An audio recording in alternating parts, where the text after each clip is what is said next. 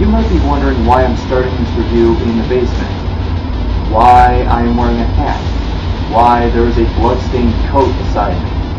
Well, the answer is, none of those have anything to do with Lord of the Rings, The Return of the King on Nintendo GameCube.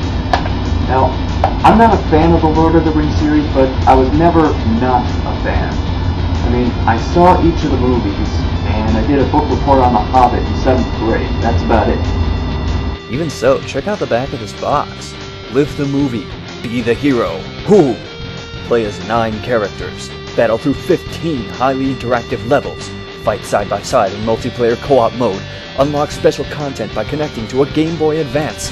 Confront Shelob, the King of the Dead, the Witch King, Sauron's Lieutenant, and more. The only game with scenes and music from the films. Except maybe this one. Now, the game itself is presented like a movie in-game and out, which is made rather clear by the THX sound check in the introduction.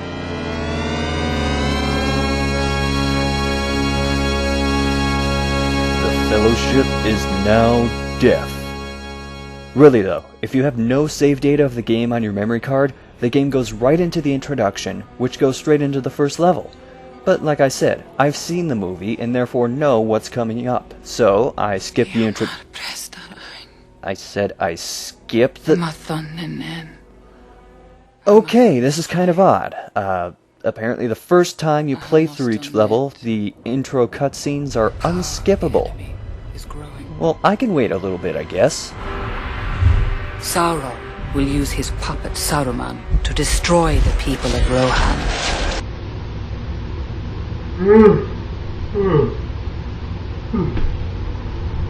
At first light on the 5th day, at dawn, look to the east. For a wizard is never late, nor is he early. Sonic, you whore!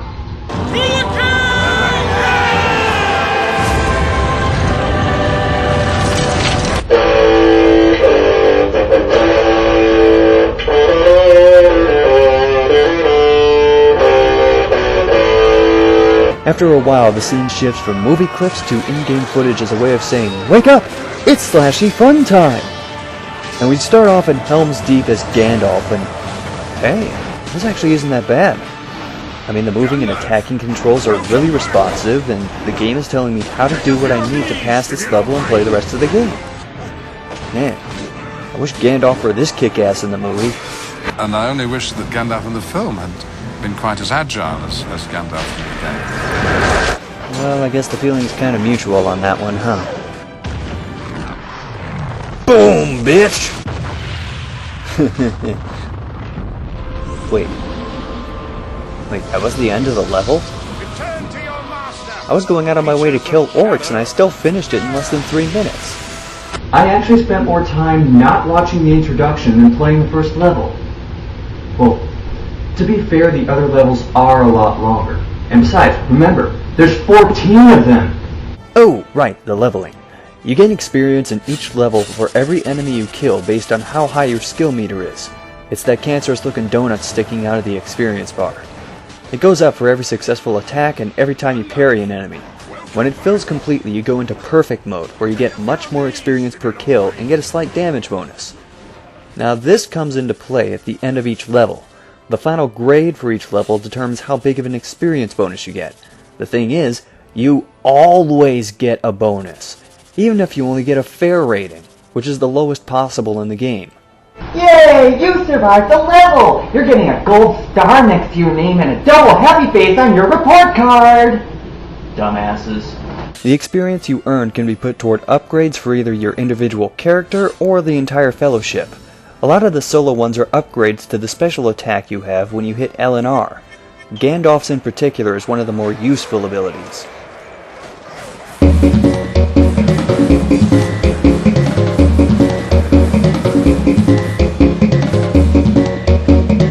Most of them, however, are combos, each designed to work well against something particular, like orcs, aurochs, orcs with shields, etc., etc. Now, that's great and everything, but it's also entirely unnecessary, especially when you could be saving up for health and weapon upgrades, and because your fierce and speed attacks alone are enough to get through almost the entire game. To illustrate my point, here is the game, and here is my controller. Let's see what happens when I play through this area of the South Gate.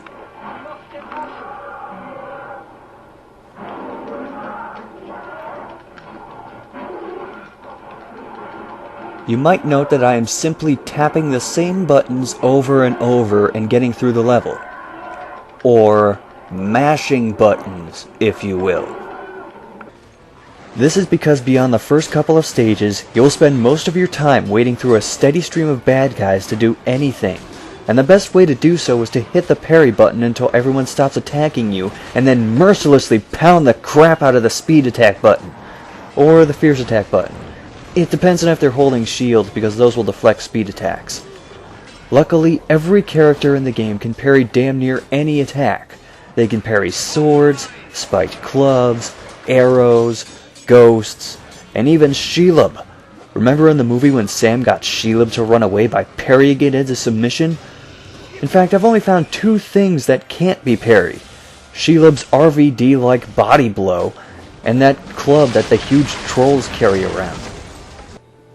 Anyway, the game branches off into the path of the wizard, the king, and the hobbits. Wait, concept art? Hobbits on gaming? I've already unlocked stuff? Yeah, guess what? You unlock something after nearly every level.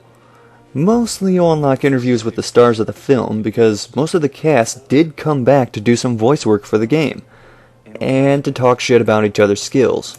I'm definitely a better gamer than the 2 of them. Yes! I've actually made the controller float, and without touching anything, I've managed to play the game. I am certainly a lot better than Dom. Dom, who, talks a good game. Oh, look at me go, I'm on fire now. He says, I'm getting so good at this game. I says, okay, give us it. Beat him 3 times in a row. Billy's getting better, but he's not great. Billy is awful.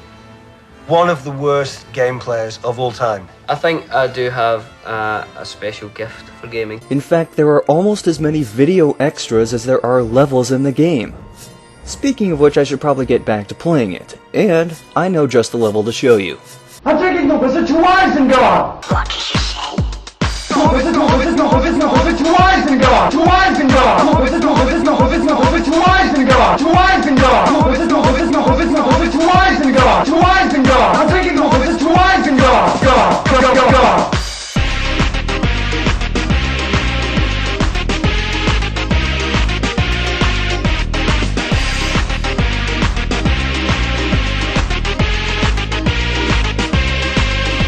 This level is actually kinda cool because of the back and forth that Gandalf goes through with Saruman the whole way. Saruman, you bring shame upon our order. Your cunning mind is consumed by war.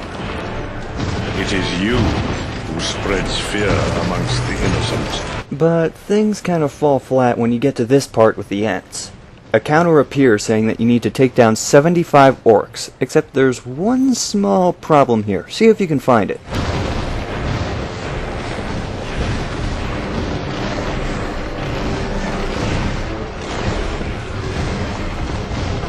Anyone else notice the part where I'm not doing anything and the counter's going up? Yeah, you can just let the Ents kill everything. This could have been really epic, fighting the orcs while dodging the Ents, but there's absolutely no reason to do it. The Ents will kill every one of the orcs that they step on. And by the way, that's very nice AI on the orcs. You know, running in circles in the exact opposite direction as the Ents. When the orcs are all killed, an Ent clears a path for you, and you magically appear in front of it. So really, there is no reason to fight the orcs. Let's just move on and try Path of the King. Here's where I'm starting to notice that the movie-style camera is shifting into some of the worst possible positions for fighting. For example, right now I'm playing as Gimli. Can you tell where I am? I'm somewhere behind those ghosts, so I just keep mashing the A button to find my way out. Oh, and don't expect your computer-controlled allies to help you out. Most of the time they just follow you around so that the dialogue has a mouth to come from. We are trapped here! We must find a way across quickly! Malice lies heavy in the air.